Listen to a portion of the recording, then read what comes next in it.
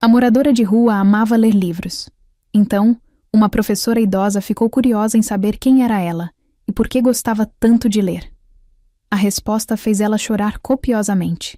Antes de continuar a nossa história, inscreva-se no canal e deixe o seu gostei neste vídeo, pois seu apoio nos ajuda muito. Vamos começar.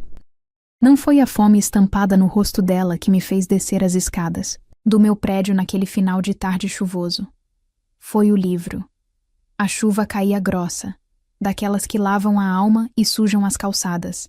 E lá estava ela, uma moça jovem, encolhida sob a marquise da padaria fechada, tentando proteger um volume grosso de capa dura com o próprio corpo.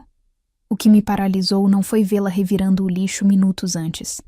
Infelizmente, a gente acaba se acostumando com a miséria alheia. E Deus sabe o quanto isso me dói. O que me paralisou foi ver que, entre um pedaço de pão velho e uma garrafa plástica, ela escolheu salvar o livro. Eu sou Valdênia, tenho 60 anos, sou professora aposentada e carrego nos ombros o peso de uma casa vazia e de um silêncio que, às vezes, grita mais alto que qualquer barulho da rua. Ensinei português a vida toda. Sei reconhecer quando alguém segura um livro com respeito, e aquela moça, aquela moradora de rua, como os vizinhos a chamavam com desdém, segurava aquelas páginas sujas como se fossem ouro. Valdênia, vai se meter com gente da rua? A voz da minha vizinha do 302 ecoou na minha mente, mas ignorei. Peguei meu guarda-chuva preto, aquele que uso em enterros, e desci. O frio cortava a pele, mas meu coração queimava de curiosidade. Atravessei a rua, sentindo a água molhar a barra da minha saia. Quando cheguei perto, ela se encolheu. É triste ver como a primeira reação de um ser humano diante de outro, hoje em dia, é o medo. Ela achou que eu ia enxotá-la dali, como o dono da padaria sempre fazia. Não precisa ter medo, minha filha, disse eu, tentando fazer minha voz sair firme, mas doce. Não vou te tirar daí. Só fiquei curiosa. Ela levantou os olhos para mim. Eram olhos grandes, castanhos, profundos. Via uma tristeza antiga ali, uma dor que não condizia com seus aparentes 23 anos. Mas no fundo daquela tristeza havia uma faísca, uma inteligência viva. O livro, apontei. É difícil ler com essa pouca luz. Ela apertou o livro contra o peito sujo. É a única luz que eu tenho, senhora, respondeu ela. A voz era rouca, mas o português era perfeito. Sem gírias, sem erros. Aquilo me acertou em cheio. Posso ver? Pedi. Ela hesitou, mas estendeu o volume. Era um código civil antigo, descartado provavelmente por algum estudante de direito que comprou. Uma edição nova. Estava sem capa, úmido nas bordas. Direito civil? Perguntei, devolvendo a ela. Leitura pesada para uma tarde de chuva. A justiça é pesada, senhora, mas é necessária. Ela disse passando a mão na folha amassada. Senti um arrepio. Não era frio. Era intuição. Aquela intuição de professora que sabe quando está diante de um aluno brilhante que o mundo tentou apagar. Como você se chama? Celeste, disse ela. Celeste, repeti. Nome de céu. O que uma moça com nome de céu faz aqui no chão, Celeste? E por que gosta tanto de ler essas leis complicadas? Ela suspirou, e uma lágrima quente correu pelo rosto sujo de fuligem, misturando-se com a chuva fria. Eu leio para não esquecer que sou gente, ela confessou. E aquela frase fez meu coração de mãe, há muito tempo ferido. Se partirem quando eu leio, eu não sou a mendiga que as pessoas chutam. Eu sou alguém que entende as regras. O meu sonho, ela parou, rindo com amargura. Deixa pra lá. Sonho de doido. Conte. Insisti, chegando mais perto e cobrindo-a com meu guarda-chuva. Eu sou professora, já ouvi todo tipo de sonho. Ela me olhou nos olhos com uma dignidade que não cabia naquelas roupas rasgadas. Eu queria ser juíza. Eu queria ter o poder da caneta, senhora. Não pelo dinheiro, mas porque eu vi muita coisa errada. Eu vi gente poderosa pisar em gente como eu. Eu queria ser juíza para equilibrar a balança, para que ninguém mais precisasse chorar por injustiça. Naquele momento, eu não vi mais a sujeira. Eu vi uma alma. E, estranhamente, vi algo familiar no rosto dela. Um traço no queixo. O formato da testa. algo que me lembrava um passado que eu tentei enterrar. Meus olhos se encheram de água. Chorei. Chorei ali mesmo, na calçada, na frente de uma desconhecida. Chorei porque o mundo é cruel. Mas também chorei porque vi esperança. Você não pode ser juíza morando. Na calçada, Celeste. Falei, enxugando o rosto. Eu sei. Por isso disse que era sonho de doido. Não, respondi decidida. Uma força que eu não sentia há anos tomou conta de mim. Doido é quem joga um talento desse fora. Estendi a mão para ela. Minha mão enrugada, com as marcas do tempo, esperando a mão dela, calejada pela vida dura. Levante-se, Celeste. Para onde a senhora vai me levar? Para um abrigo? Não. Para a minha casa. Tenho um quarto vago. Tenho comida quente. E o mais importante, tenho uma estante cheia de livros. Se você quer ser juíza, vai precisar de muito mais do que esse livro velho. Ela ficou estática. Parecia não acreditar. Por que a senhora faria isso? A senhora nem me conhece. Olhei bem no fundo dos olhos dela. A semelhança estava lá, gritando, embora eu ainda não soubesse explicar o porquê. Digamos que eu também preciso de justiça, minha filha. E talvez, só talvez, a gente possa ajudar uma a outra. Agora venha, antes que a gente pegue uma pneumonia. Ela segurou minha mão. Estava gelada, mas o aperto era firme. Enquanto subíamos as escadas do prédio, sob os olhares curiosos do porteiro, eu sabia que minha vida pacata tinha acabado. Eu estava trazendo o caos para dentro de casa, mas pela primeira vez em muito tempo, eu sentia que estava fazendo algo que realmente importava. O destino tinha batido à minha porta, e ele estava sujo, com fome, e segurava um livro de leis. Trazer Celeste para dentro de casa foi a parte fácil. Difícil foi tirar a rua de dentro dela e enfrentar o mundo lá fora. Na primeira noite, ela demorou quase 1 hora no banho. Quando saiu, envolvida em um roupão antigo meu, parecia outra pessoa. A fuligem tinha ido embora, mas o medo ainda estava lá, grudado na pele. Ela comia rápido, protegendo o prato com o braço, um hábito triste de quem teve que disputar migalhas. Eu fingia não ver, servia mais café e falava sobre literatura, tentando normalizar o ambiente, mas o prédio não perdoou. No dia seguinte, os olhares no elevador mudaram. Dona Valdênia, a senhora ficou maluca? Colocar uma estranha dentro de casa nessa idade? Dizia a síndica, torcendo o nariz. Vai ser roubada ou pior. Eu apenas sorria aquele sorriso de professora que reprova aluno bagunceiro com o olhar. O dinheiro é meu, o apartamento é meu, e o risco é meu. Cuide da sua vida, que da Celeste cuido eu. E cuidei, mas não foi caridade, foi investimento. Um investimento de vida ou morte. Peguei minhas economias, aquele dinheiro guardado para uma emergência médica ou para um asilo no futuro, e joguei tudo na mesa. Matriculei Celeste em um cursinho preparatório de ponta. Comprei roupas decentes, paguei dentista, comprei óculos novos para ela. A cada boleto pago, meu saldo diminuía, mas a determinação dela aumentava. Celeste não estudava, ela devorava o conhecimento. O quarto dos fundos virou um santuário. As paredes eram cobertas de post-its, mapas mentais e artigos de leis. Ela acordava às 4 da manhã e ia dormir meia-noite. Eu levava chá e torradas, e via nela uma fome que não era mais de comida, mas de justiça. No entanto, eu tinha um plano. Eu não deixava Celeste estudar qualquer coisa. Direito empresarial dá dinheiro, Valdênia. Ela me disse uma vez, empolgada com uma aula. Esqueça o dinheiro, Celeste. Cortei, ríspida, batendo a mão na mesa. Talvez tenha sido dura demais, mas eu não tinha tempo a perder. Você disse que queria corrigir injustiças. O dinheiro corrompe, minha filha. Eu quero que você foque onde a ferida dói mais. Onde? Ela perguntou, assustada com minha firmeza. No direito de família e nos crimes contra a administração pública. Quero que você entenda como juízes decidem destinos. Quero que você entenda como, às vezes, a lei protege quem tem o terno mais caro e esmaga quem não tem nada. Entenda as brechas, Celeste. Entenda como eles escapam. Ela obedeceu. Mergulhou nos casos mais complexos de corrupção e abandono afetivo. Ela não sabia. Mas eu a estava afiando como uma lâmina. Os anos passaram voando. num borrão de café, livros e boletos. Celeste passou no vestibular em primeiro lugar. Depois, na faculdade, foi a aluna. Destaque todos os anos.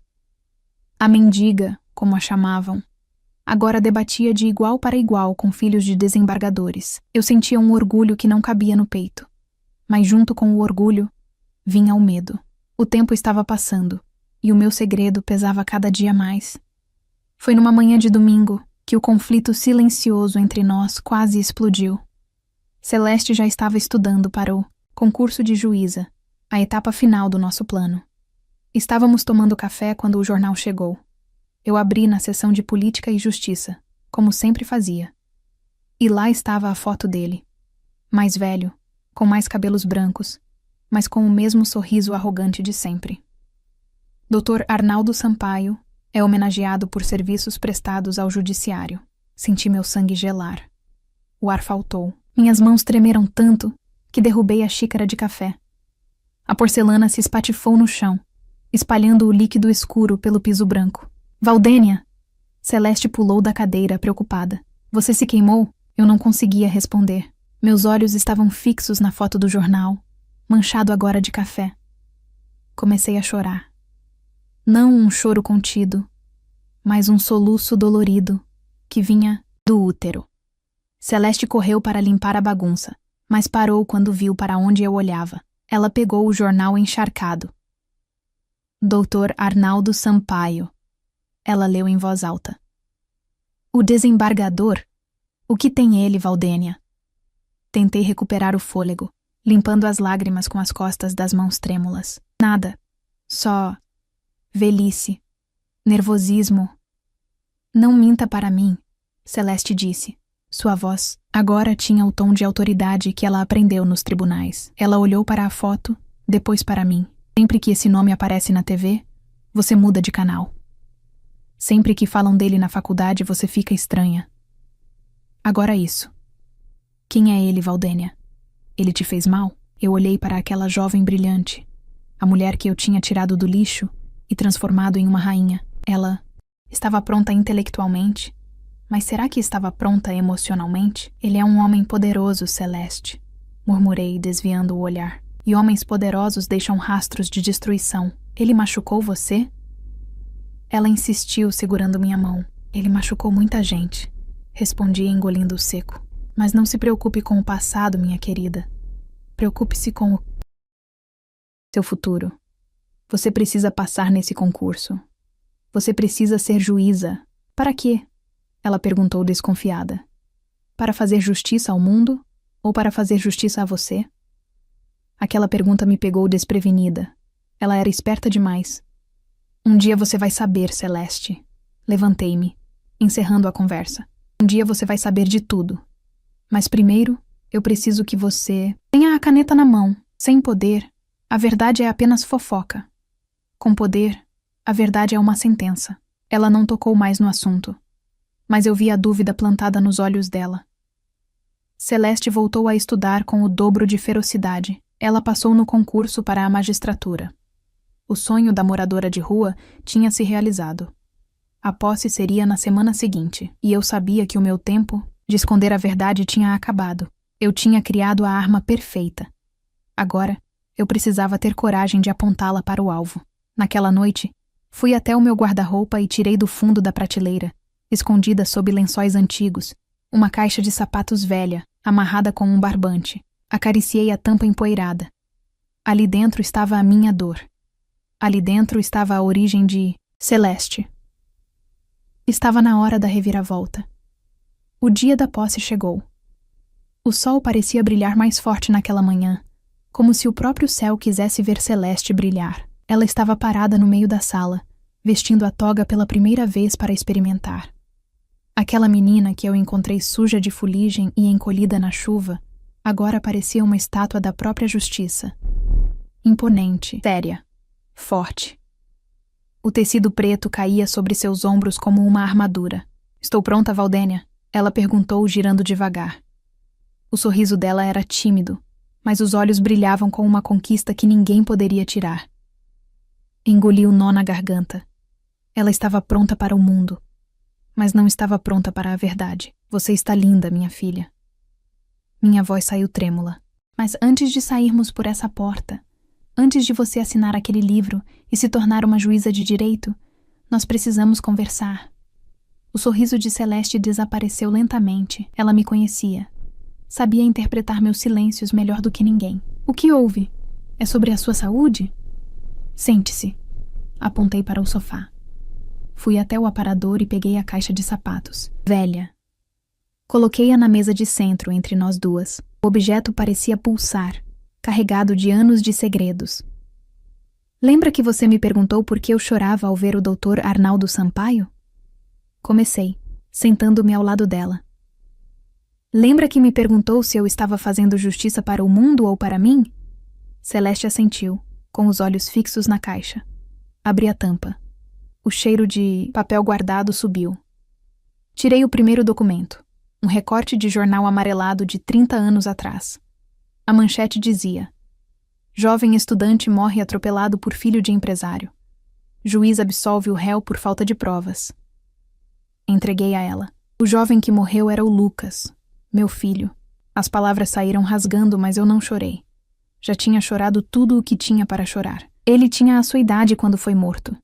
O motorista estava bêbado. Havia testemunhas. Havia provas.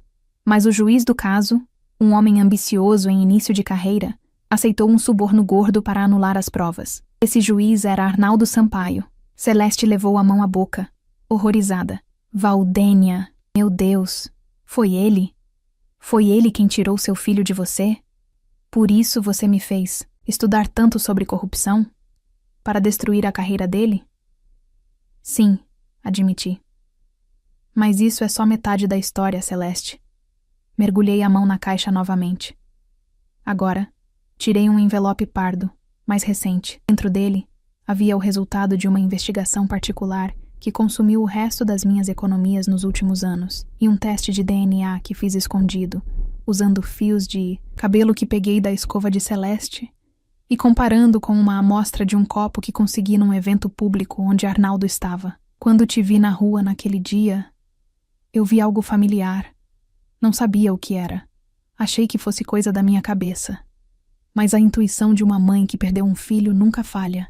Eu investiguei, Celeste. Eu revirei o passado do homem que destruiu minha vida. Coloquei o teste de DNA no colo dela, sobre a toga preta. O Dr. Arnaldo não é apenas o homem que soltou o assassino do meu filho, eu disse, olhando fundo nos olhos dela.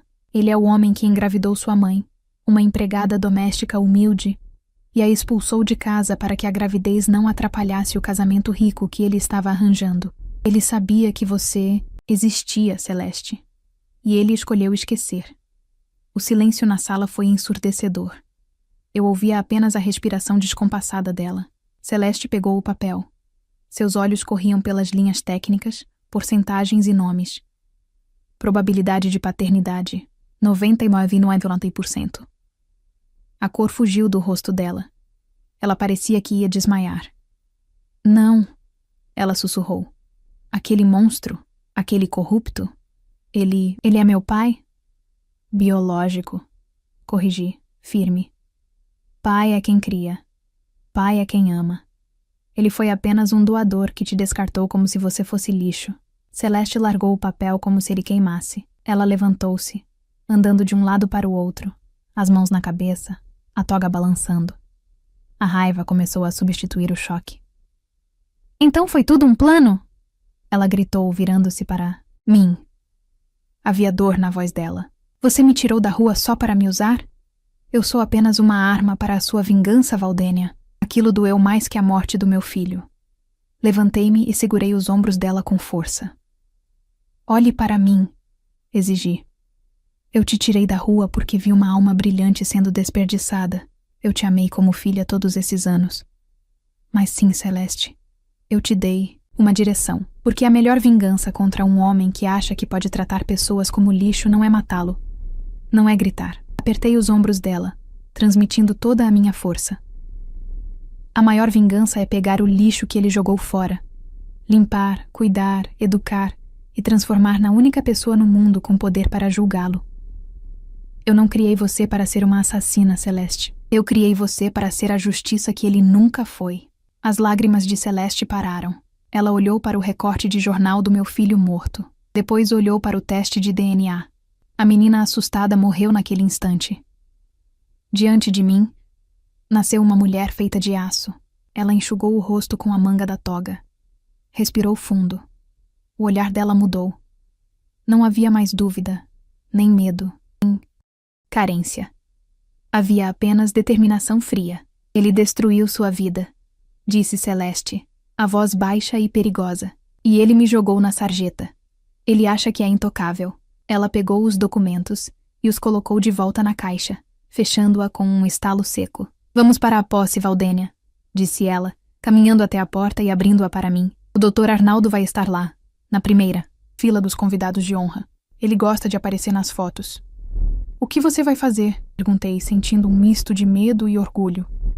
Celeste sorriu. Não era um sorriso feliz. Era o sorriso de quem tem a caneta na mão. Eu vou me apresentar. Saímos do apartamento. Eu sabia que, a partir daquele dia, nada mais seria o mesmo. O ciclo estava prestes a se fechar. A voz do oficial de justiça cortou o ar gelado do tribunal como uma lâmina.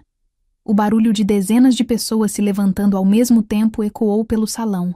Mas eu, Valdênia, senti que minhas pernas pesavam toneladas. Eu estava sentada na última fileira, escondida atrás de um pilar, com o coração batendo na garganta. Aquele não era um julgamento comum.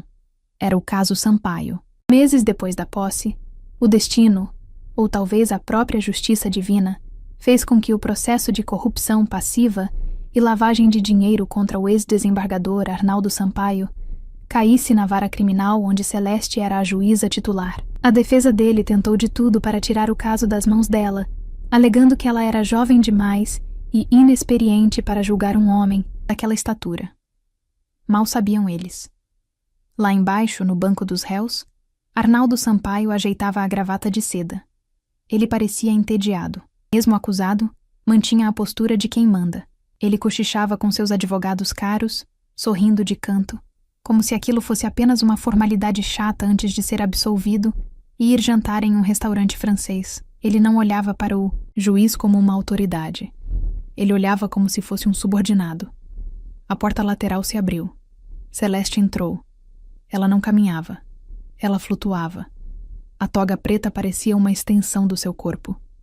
O rosto estava impassível, sem um traço da menina que chorava na minha cozinha, sem um traço da moradora de rua que tremia de frio. Ela sentou-se na cadeira presidencial, a mais alta do recinto, e ajeitou os papéis com calma. O silêncio que se fez foi absoluto. Podem se sentar, disse ela. A voz era firme, grave, amplificada pelo microfone. Arnaldo recostou-se na cadeira, cruzando as pernas. Quando a audiência começou, a defesa dele tentou o habitual circo. Falaram de honra, de legado, de perseguição política.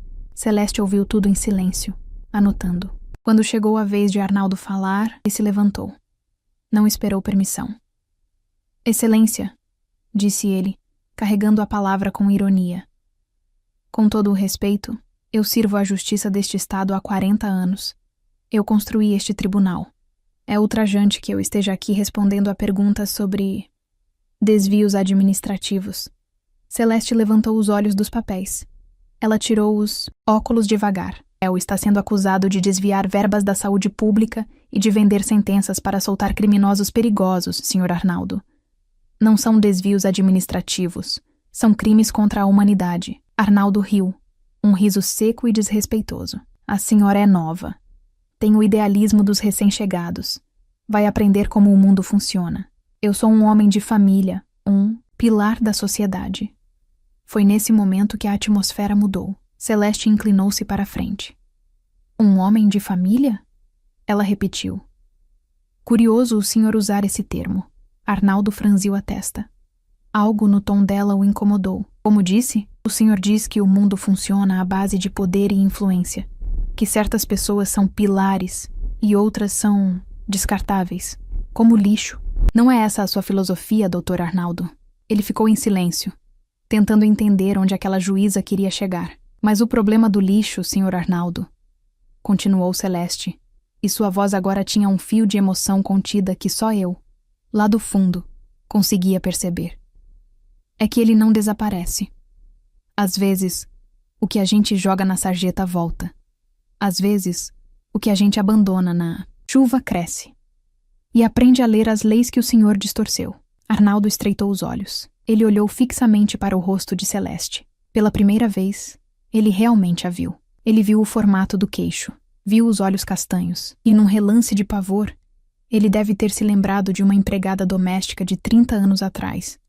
Uma moça humilde que ele expulsou grávida de sua mansão para não manchar sua reputação. A cor sumiu do rosto dele. A arrogância desmoronou como um castelo de areia. Ele segurou a borda da mesa, as mãos tremendo. Você... Ele sussurrou, o microfone captando o som falho. Não pode ser. Celeste não confirmou. Não precisava. O tribunal era um lugar de provas, e a maior prova estava sentada na cadeira de juiz, olhando para ele de cima.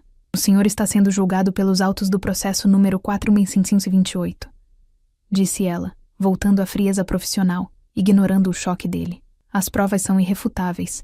Escutas telefônicas, extratos bancários, testemunhas. O senhor não protegeu a lei? O senhor a vendeu? Minha filha, ele deixou escapar, num ato de desespero, tentando apelar para um laço que ele mesmo cortou. Os advogados dele se entreolharam, confusos. Celeste bateu o martelo. O som foi como um tiro. El se dirigirá a mim como excelência. Ela trovejou. Aqui o senhor não é pai, nem avô, nem pilar da sociedade. Aqui o senhor é um cidadão que deve à sociedade. Ela começou a ler a sentença. Cada palavra era um tijolo fechando a cela dele. 30 anos de prisão.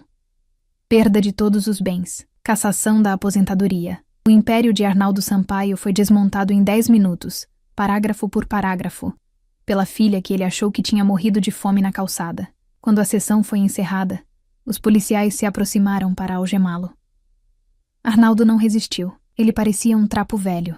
Antes de ser levado, ele olhou para trás, varrendo a plateia com os olhos marejados, buscando alguma explicação. E ele me viu. Eu saí de trás do pilar. Nossos olhares se cruzaram. Eu, a mãe do menino que ele deixou o assassino matar. E lá em cima, Celeste, a filha que ele jogou fora. O choque nos olhos dele foi a minha vingança. Ele entendeu tudo. Ele percebeu que não foi o sistema que o pegou, fomos nós. As mulheres que ele destruiu se uniram e criaram a armadilha perfeita. Ele baixou a cabeça, derrotado, e foi levado pela porta lateral. O tribunal começou a esvaziar, mas eu continuei ali. As lágrimas desciam pelo meu rosto, molhando minha blusa, mas pela primeira vez em décadas, elas não ardiam. Eram lágrimas frescas, leves. Eu chorava copiosamente, sim, mas chorava de alívio. Minha alma estava lavada. Celeste desceu do estrado. Ela ainda vestia a toga, mas o rosto severo se desfez ao me ver. Ela caminhou até a grade que separava o público. Estendi a mão e segurei a dela. Acabou, Valdênia, disse ela suavemente. Não, minha filha, respondi, sorrindo entre as lágrimas. Agora é que vai começar. A sua vida começa hoje. Saímos do tribunal de braços dados. O sol lá fora estava forte. O céu estava de um azul impecável. Celeste, nome de céu. Eu sabia que de onde estivesse, meu filho Lucas também estava sorrindo.